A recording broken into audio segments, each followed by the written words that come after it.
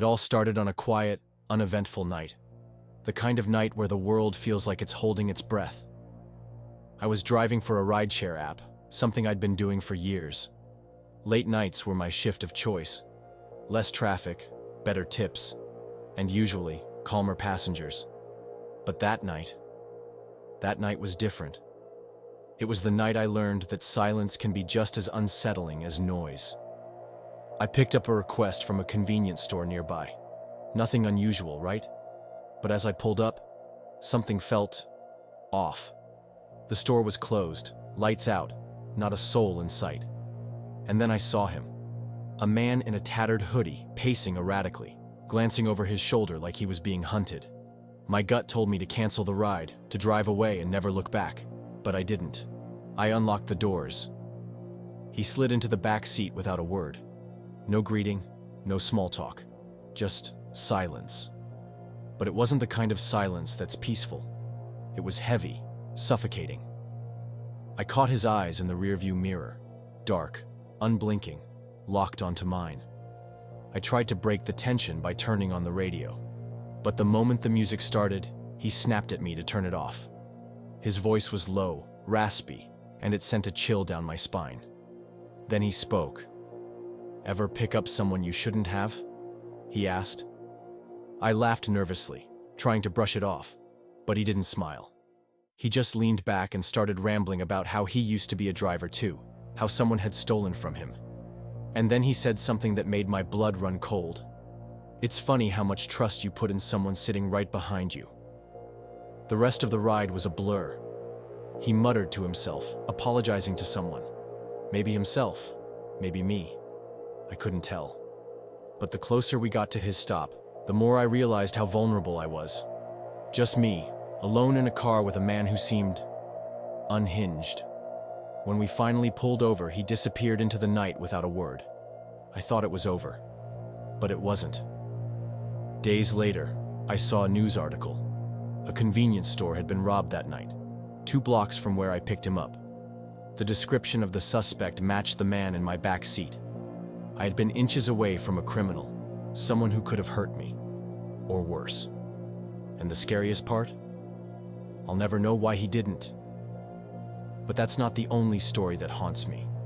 Let me take you deeper into the woods, where the silence isn't peaceful, it's watching. A few years ago, I moved to a remote cabin in the Pacific Northwest, desperate for peace after a traumatic experience. No noise, no people, just me and the trees. It was perfect, until it wasn't. My neighbor Michelle was the first to welcome me. She seemed kind, if a little odd, but her warning stuck with me.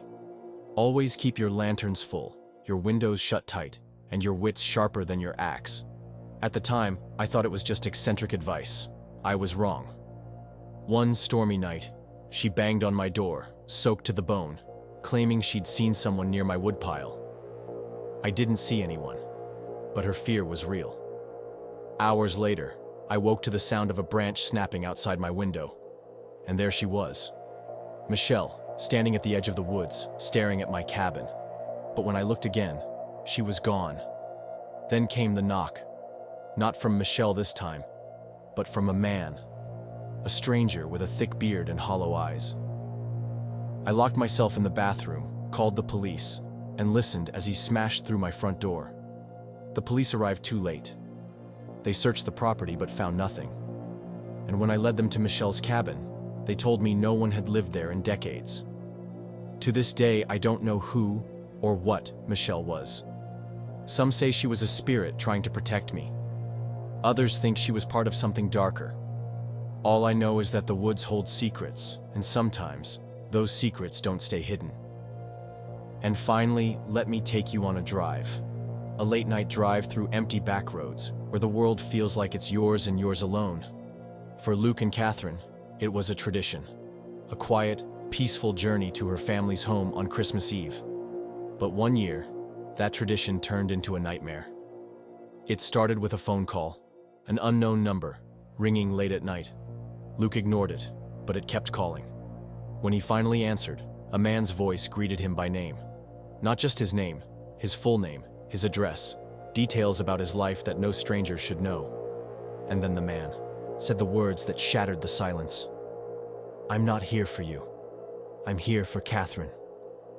Luke pulled over, his hands shaking, his mind racing. Who was this man? How did he know so much? And why was he targeting Katherine?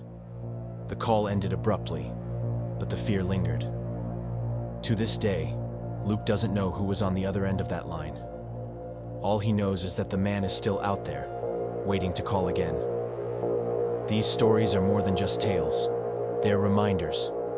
Reminders that danger doesn't always announce itself. It hides in the shadows, in the silence, in the people you least expect. So the next time you're alone on a quiet road, or deep in the woods, or answering a late-night call, remember this. Sometimes the scariest thing isn't what you see, it's what you don't. Sleep tight.